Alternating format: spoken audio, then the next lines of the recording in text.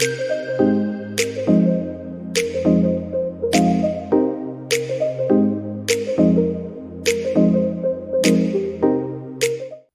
a Dios. Gloria sea el nombre maravilloso de Jesús. Voy a invitar que abran su Biblia, hermanos, en el libro de Colosenses capítulo 2. Colosenses, en la palabra del Señor, capítulo número 2, versículo número 8. Amén. Colosenses 2, 8. Amén. Vamos a estar compartiendo, hermanos, allí la palabra del Señor. Gloria sea el nombre de Jesús. Aleluya. Gloria al Señor. Colosenses 2:8. Dice así, hermano, la palabra del Señor. Mirad que nadie os engañe por medio de filosofías y huecas sutilezas según las tradiciones de los hombres, conforme a los rudimentos del mundo y no según Cristo. Porque en él habita corporalmente toda la plenitud de la deidad, y vosotros estáis completos en él, que es la cabeza de todo principado y de toda potestad.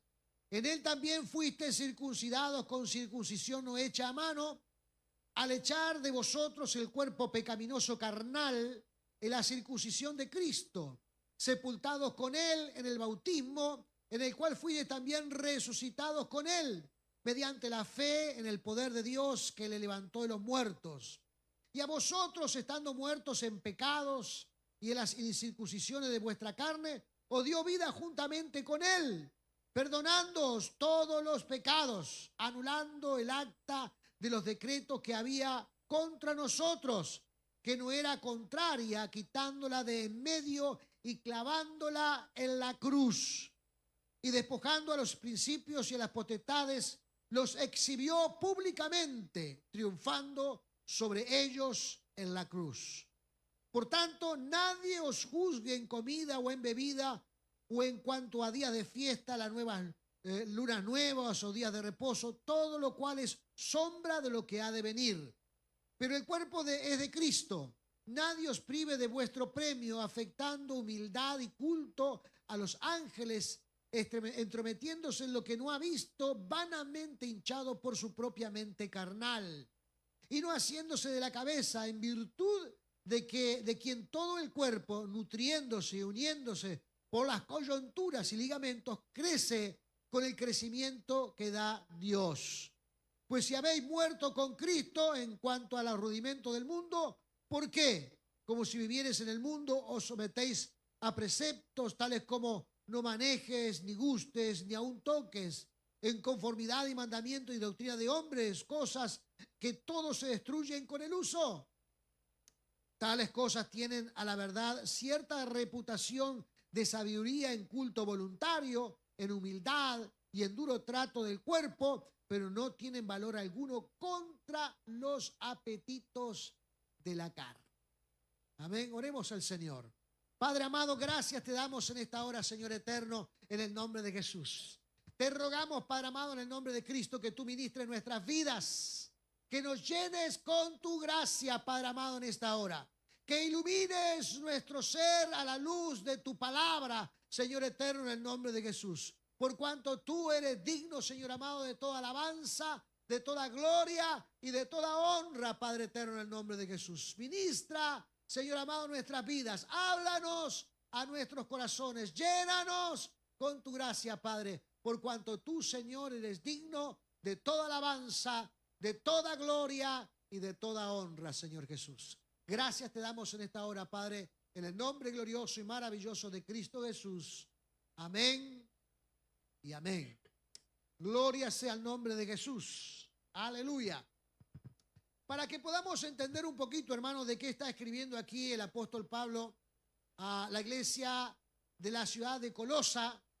Era una ciudad, hermanos, del imperio griego, extremadamente influenciada por el misticismo griego, de los dioses, semidioses y otros pensamientos que habían allí, como también del gnosticismo, hermanos, que decía que el cuerpo y toda la materia es mala.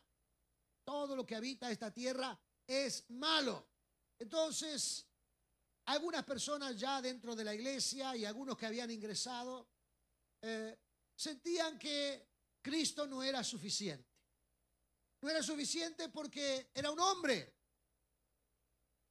Y el cuerpo es materia. Y si es materia, es malo.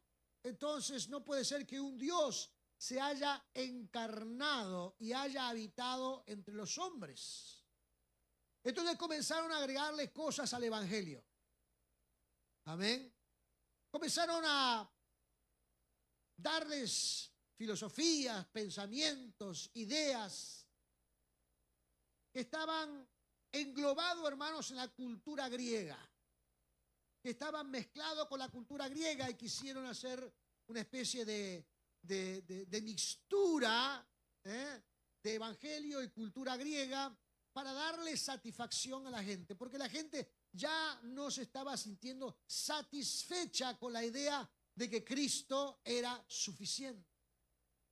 El apóstol Pablo les escribe a la iglesia de Colosas y comienza a argumentar sobre este tema y comienza a decirles a los griegos y comienza a decirle a la iglesia de Grecia que en Cristo Jesús habita toda la plenitud de la deidad de Dios. Versículo 9, porque en Él habita corporalmente toda la plenitud de la deidad de Dios. Jesucristo sí fue un hombre, fue 100% hombre, pero también Jesucristo era 100% Dios. Porque a Dios, dice en el capítulo 1 de este libro de Colosenses, le pareció bien colocar en la persona de Cristo toda su plenitud. Amén. Pero la gente no se siente satisfecha a veces. A veces nosotros los seres humanos no nos sentimos satisfechos. Porque la insatisfacción es producto, hermanos, de nuestra carne. Amén. ¿Cuántas veces, hermanos, nos hemos sentido insatisfechos en nuestra vida? Incluso, hermanos, hemos pensado que cuando anhelamos alguna cosa, puede ser cualquier cosa, ¿verdad? Cualquier cosa, qué sé yo, un lindo sillón en la casa, una mejor pantalla de televisión. Y pensamos que al adquirir esa cosa que anhelamos tanto en nuestro corazón, hermanos, nos va a llenar de satisfacción. Y entonces vamos detrás de eso.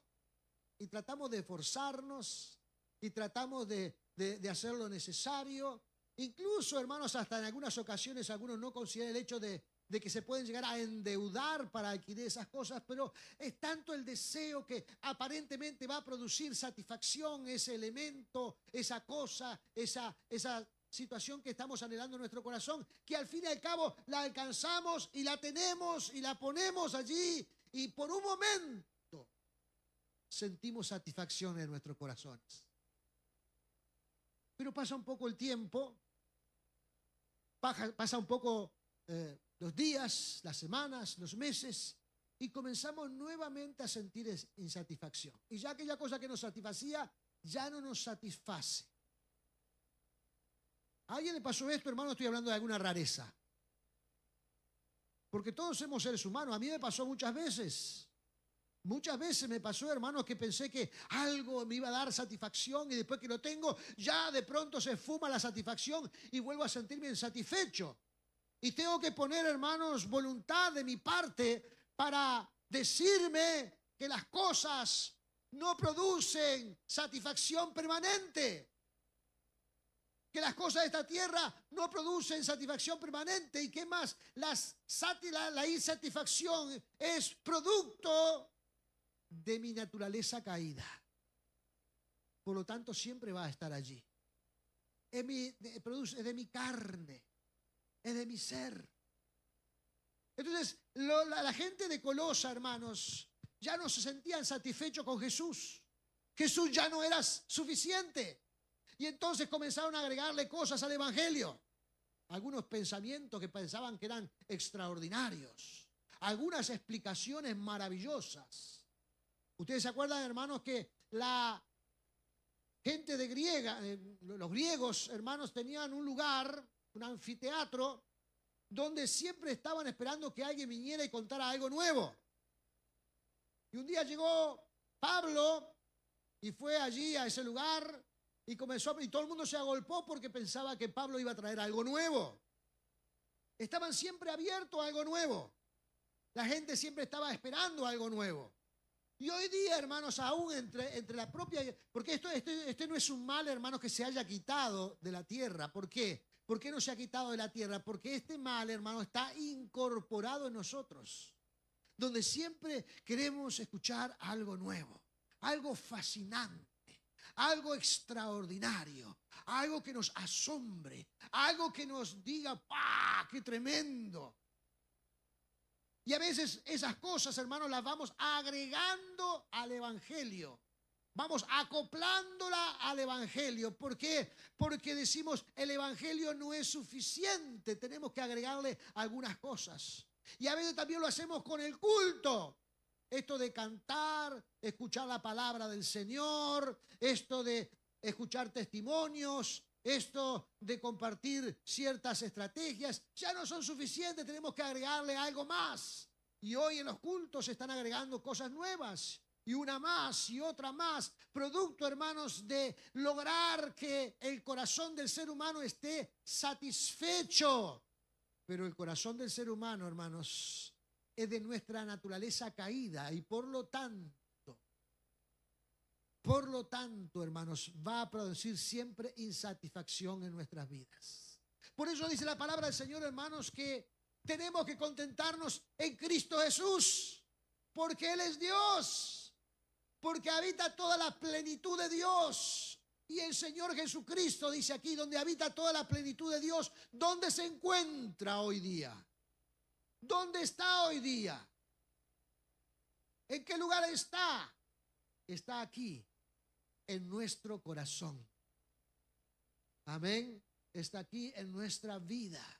Está aquí en nuestro ser. Porque hemos tomado una decisión, hermanos, de seguirle. Hemos tomado la decisión, hermanos, de vivir, amén, para el Señor Jesucristo. Entonces, cuando tomamos nosotros esa decisión, el Señor viene y habita en nosotros. Habita en usted. Amén. O sea que Dios, hermanos, no está colgado en una pared. Dios no es un recuerdo, hermanos, del pasado. Dios, hermanos, no es alguien, hermanos, que esté en algún lugar muy lejano. No, hermanos, Jesucristo está en nuestro corazón. Habita en su corazón. Y si Jesucristo habita en su corazón, hermanos, toda la plenitud de Dios está en su corazón. Allí está Dios el Padre, Dios el Hijo y Dios el Espíritu Santo, que han venido a morar en nosotros y nos ayudan, amén, a dominar nuestra naturaleza carnal. Nos ayudan, hermanos, a controlar nuestra carne.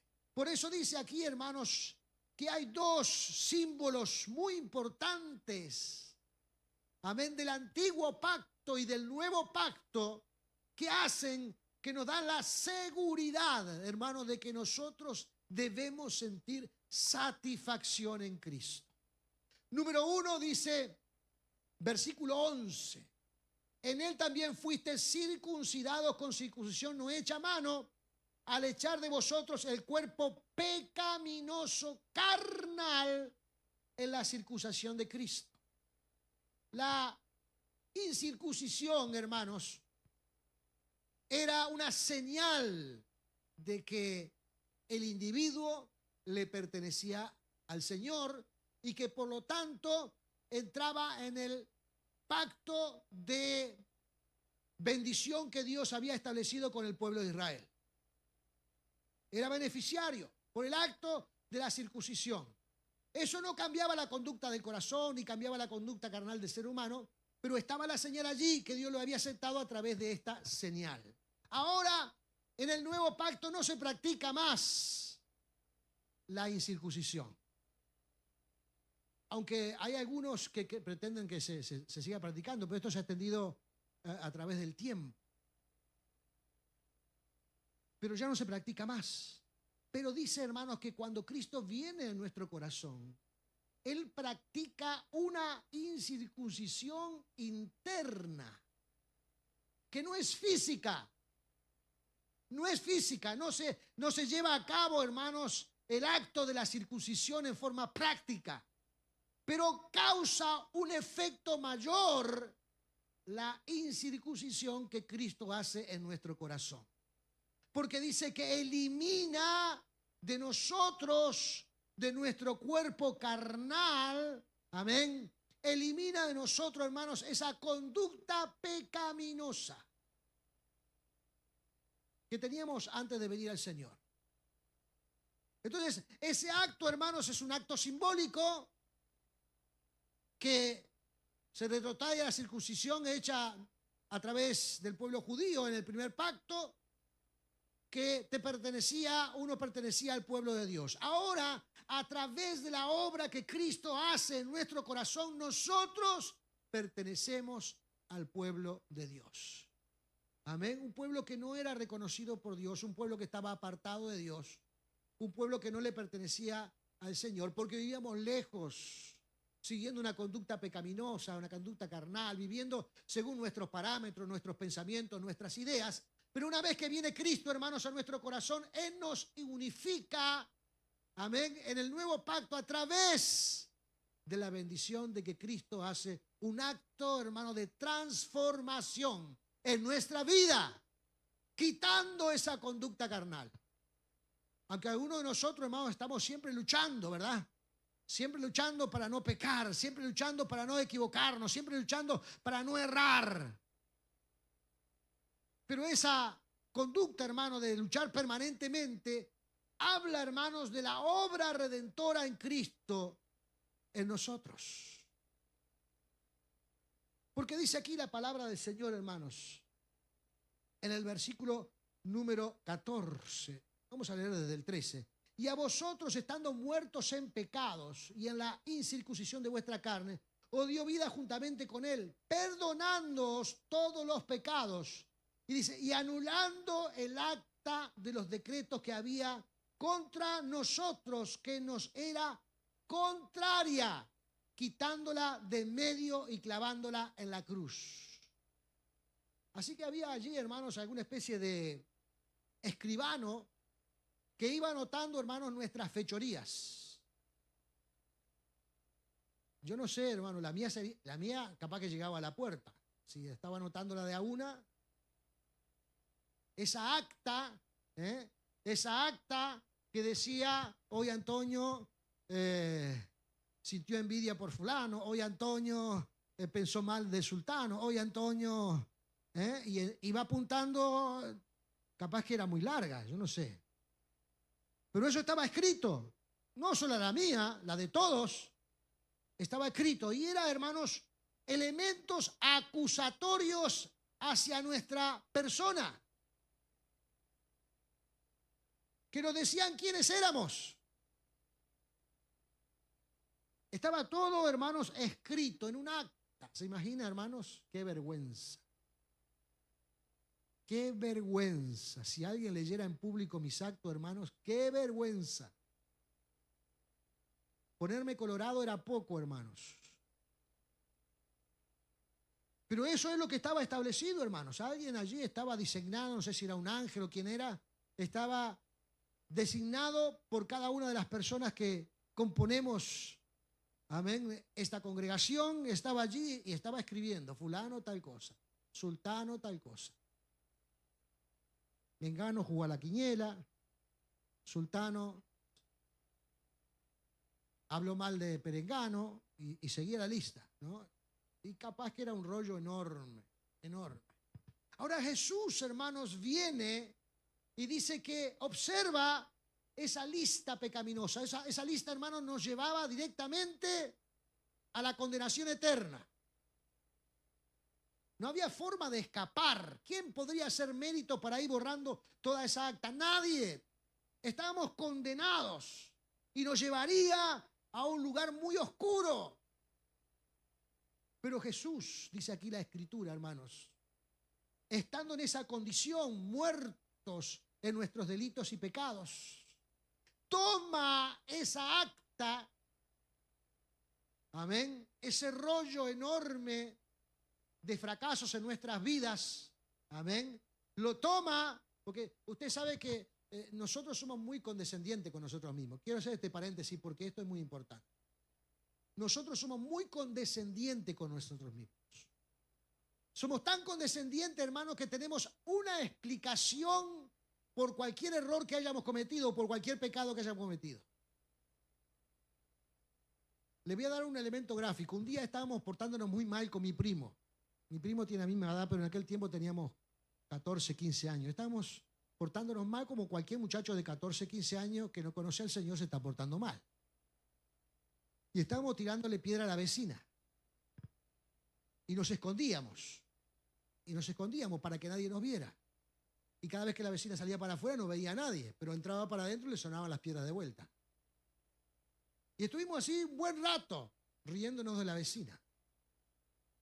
Cuando la mamá, porque yo estaba en las vacaciones en la casa de mi primo, cuando la mamá de mi primo, que sí era creyente, sí iba a la iglesia, detectó lo que estábamos haciendo, salió corriéndonos con la escoba.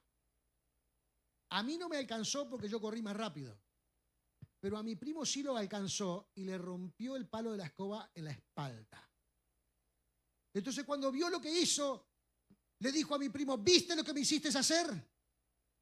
Porque no fue culpa de ella, fue culpa del otro que puso el lomo muy duro y se lo rompió. ¿Viste lo que me hiciste? Y esa es la conducta de nosotros, hermanos. Siempre tenemos una explicación cuando tenemos un acto malo. Alguien nos hizo hacer algo indebido, pero no es que lo hicimos nosotros, nos obligaron a hacerlo. Porque somos muy condescendientes con nosotros. Siempre tenemos alguna explicación. Ahora, cuando se trata de un asunto del otro, ahí no, hermanos. Ahí levantamos el dedo acusador y describimos todos los actos que hizo mal. Por eso, aquí en la palabra del Señor nos dice, hermanos, que nadie debe de tolerar las acusaciones que se hacen unos a otros, porque cada quien tiene que ser responsable de sus propios actos. Pero a nosotros, que estamos bajo la naturaleza pecaminosa y que debemos apelar a la obra de Cristo en nuestra vida y a veces no lo hacemos, nos gusta, hermanos, descubrir el pecado ajeno. Amén. Y si vemos, hermanos, que hay poco efecto en descubrir el pecado ajeno, porque parece que no hubiera un gran efecto en las autoridades que deben corregirlo, entonces comenzamos a comentar sobre todos lados. Yo sé unas cuantas de este. Yo sé unas cuantas de este, porque sí, me van a decir a mí. Porque somos muy acusadores, pero poco reflexivos. Nos gusta acusar, pero nos cuesta reflexionar. Cuando la palabra de Dios aquí dice, hermanos, que por la misericordia del Señor, porque esto debemos decirlo con mayúscula, hermanos, y en voz alta, porque por la misericordia del Señor, Él tomó nuestra acta acusatoria, que nos decíamos lo mal que nos portamos y lo lejos que estamos de la voluntad de Dios. El Señor lo toma, dice, amén, y lo lleva y lo clava en la cruz junto con Él. Lo clava en la cruz porque éramos incapaces, hermanos, de encontrar redención por nuestra cuenta.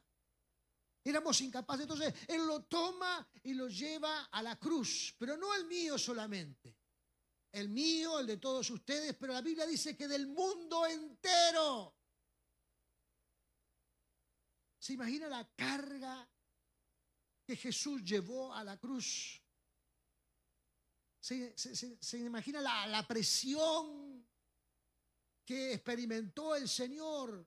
Por eso, hermanos, cuando estaba en el huerto Getsemaní, dice la palabra del Señor que rogaba para que el Señor le quitara esa obligación. Dice que rodaban por su mejilla, hermanos, gotas de sudor y de sangre, por el peso, por la presión, por lo que significaba. Pero por su misericordia, Él tomó nuestras actas que nos eran contrarias, dice la Biblia, que eran acusatorias, que nos decían lo mal que nos habíamos portado, y lo fue y lo clavó en la cruz junto con él. Amén. Y por ese acto maravilloso, dice versículo 15, despojando a los principados y a las potestades, los exhibió públicamente, triunfando sobre ellos en la cruz. El Señor le estaba diciendo con ese acto al diablo: ya no puedes acusar más a este hombre, ya no puedes acusar más a este mi hijo. Hizo este acto en forma pública para que ningún demonio, ninguna obra satánica, ni el propio diablo pueda acusarnos de ninguna cosa, porque Cristo redimió nuestros pecados y nos hizo nueva criatura. Y a ese acto, hermanos, de salvación no hay que agregarle nada más. Amén. Quiere decir, hermanos, que no podríamos sentir insatisfacción cuando nos referimos a la persona de Cristo. Él es suficiente. Él fue el único que nos perdonó. Él fue el único que tomó cartas en el asunto para que nosotros fuéramos reconciliados nuevamente con el Señor. Él fue el que dio el paso sin que se lo pidiéramos para redimirnos delante del Dios de los cielos. Así que cuando uno, hermano, siente insatisfacción y quiere agregarle cosas al Evangelio, déjeme decirle, hermanos, ninguna de estas cosas tienen efecto de salvación. Ninguna de estas cosas. Por más elocuente que puedan ser, o por más que demuestren más nuestro amor hacia el prójimo, hacia nuestras personas, nada de eso, hermanos, califica como el acto redentor de Cristo Jesús. Aún, hermanos, las prohibiciones que nosotros nos imponemos, dice el versículo 20, pues si habéis muerto con Cristo en cuanto a los rudimentos del mundo, ¿por qué? Como si viviésemos en el mundo, os sometéis a preceptos tales como no manejes, ni gustes, ni aun toques, en conformidad a mandamientos y doctrinas de hombres, cosa que todas se destruyen con el uso. Agregados al Evangelio. Conductas que nosotros agregamos al Evangelio. Como en ciertas fechas no hacer tales cosas, no comer tales cosas, sí comer otras. Como imponernos ciertos sacrificios. Como imponernos ciertas acciones en nuestras vidas. Por supuesto, hermanos, que el leer la lectura, el orar, el ayunar, el buscar de Dios es muy importante. Tenemos que ejercitarnos en ellos. Tenemos que preocuparnos en ellos. Ellas generan buena conducta o buen principio espiritual en nuestras vidas, porque es lo que Dios nos ha querido revelar de la forma en que nos comunicamos con el Dios de los cielos. Sacrificio que hacemos, hermanos, para alcanzar a veces alguna cosa delante del Señor. Pero hay otras que a veces la gente se agrega y dice, esto tiene que ir junto con el Evangelio. Y dice aquí, hermanos, el versículo 23, aparentemente algunas de estas cosas, dice, tales cosas tienen a la verdad cierta reputación de sabiduría, en culto voluntario, en humildad y en duro trato del cuerpo. Se tiene cierta reputación para la persona que lo hace. Amén. Para aquellos que hacen esos actos, que realizan esas actividades.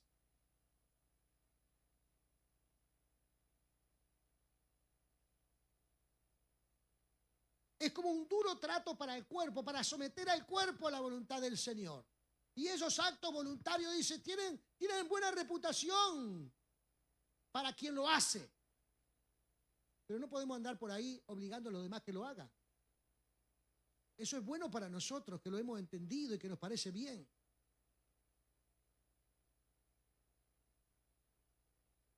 Por ejemplo, voy a poner un ejemplo que quizás sea controversial.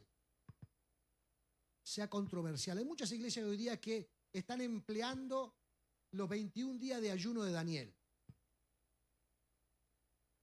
Y hay gente que pone esto como parte importante y a veces están en los programas de la iglesia. Y voy a decir algo que capaz que sea controversial. Daniel no hizo 21 días de ayuno. Daniel hizo una dieta, se abstuvo de algunas cosas. Entonces, algunos también hacen lo mismo. Por ejemplo, 21 días comiendo verduras.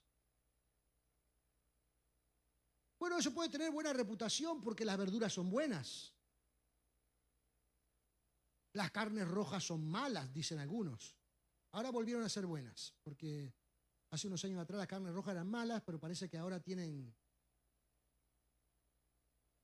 Y tiene cierta buena reputación para quien practica estas cosas, pero son prácticas, hermanos, que no aportan a los demás nada. ¿Por qué? Porque dice aquí, hermanos, que este tipo de cosas, entre otras, di este ejemplo por decirlo, porque capaz que es el más conocido, porque son prácticas que hace, porque algunos se preguntan, ¿por qué en la iglesia no hacemos 21 días de ayuno de Daniel? Porque en otras iglesias lo hacen, han sacado hasta libro de esto para hacerlo. Pero Daniel no ayunó, hermanos. Daniel practicó una dieta. Entonces, ¿por qué hacerlo? Bueno, trae buena reputación para quien lo practica en algo voluntario. Yo quiero hacerlo, gloria al Señor, quiere hacerlo, adelante, en el nombre de Cristo. Pero dice algo muy interesante aquí la palabra del Señor. Dice, en segundo lugar, en el versículo número 23, después del punto y coma, dice, pero no tienen valor alguno contra los apetitos de la carne. No tienen valor alguno contra los apetitos de la carne. Es decir, la condición, hermanos, natural de nuestro ser tiene que ser sometido bajo la presencia poderosa de Cristo Jesús, bajo la obra transformadora del Espíritu Santo. Amén. Nuestras prácticas nos ayudan, pero no anulan nuestros apetitos carnales. El apetito carnal tiene que ser anulado a través de la circuncisión practicada por el Señor Jesucristo en nuestros corazones. Aquel que quita, dice aquí la palabra del Señor en el versículo 11 que leímos, 11 y 12, aquel que quita la condición carnal de nuestros cuerpos, porque Él obra y manifiesta su poder en nuestras vidas, manifiesta su poder en nuestros corazones, manifiesta su poder en nuestro interior. Amén. Así que cuando nosotros pensamos, hermanos, en el Señor Jesús, cuando pensamos en la vida espiritual, hermanos, ya no hay que agregarle nada más al Evangelio. Sienta contentamiento, hermanos, de que Cristo está en su corazón. Sienta contentamiento, hermanos, que en su corazón, en su persona, habita toda la plenitud del Dios de los cielos. Magnifique con palabras, hermanos, mayúsculas, esa idea en su corazón, hermanos. En nuestro ser está toda la plenitud del Dios de los cielos. Si está toda, no necesitamos nada más. Amén. Entonces debemos nosotros cultivar en nuestra vida satisfacción en el Señor Jesús, leyendo su palabra, orando al Dios de los cielos, disponiendo tiempo para orar, para buscar su rostro. La excusa, hermanos, de la famosa idea de la ocupación, que estamos muy ocupados, que no tenemos tiempo, que, hermanos, esa historia esa historia, hermano, le pasa a todos, pero hay quienes apartan tiempo para orar.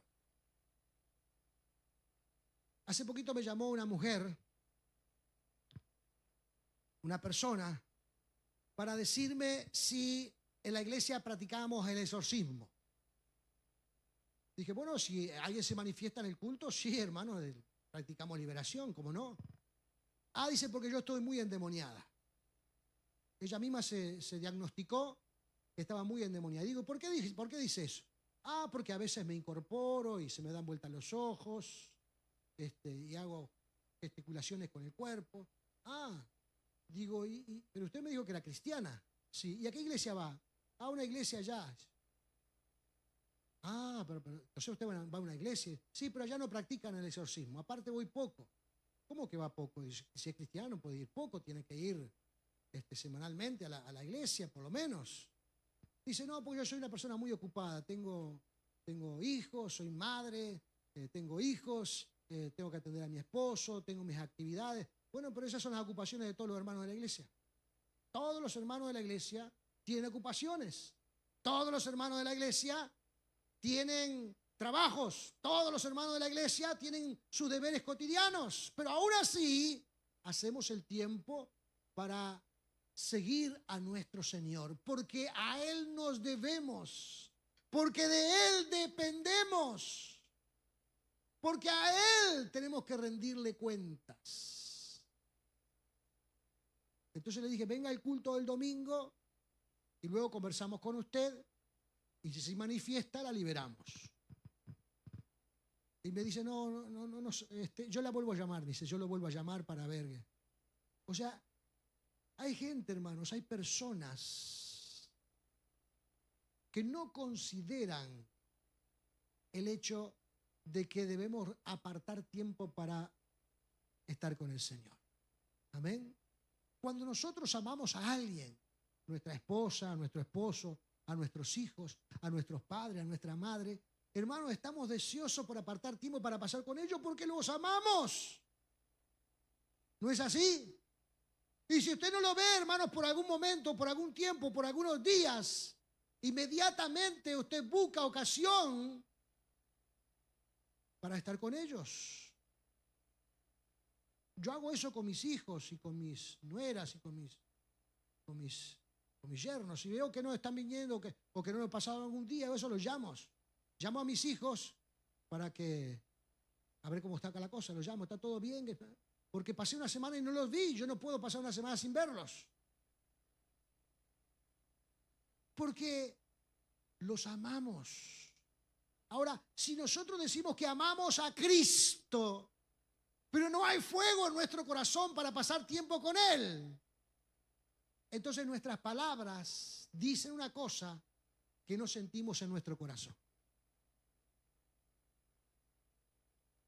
Porque si amamos a Cristo, hermanos, tenemos deseo de pasar con Él. Tenemos deseo de leer su palabra, de estudiarla. Tenemos deseo, hermanos, de venir a estar con los hermanos. Amén. Porque estamos preparando la antesala a la eternidad en la iglesia. ¿Usted sabía eso? Estamos preparando la antesala de la eternidad en la iglesia.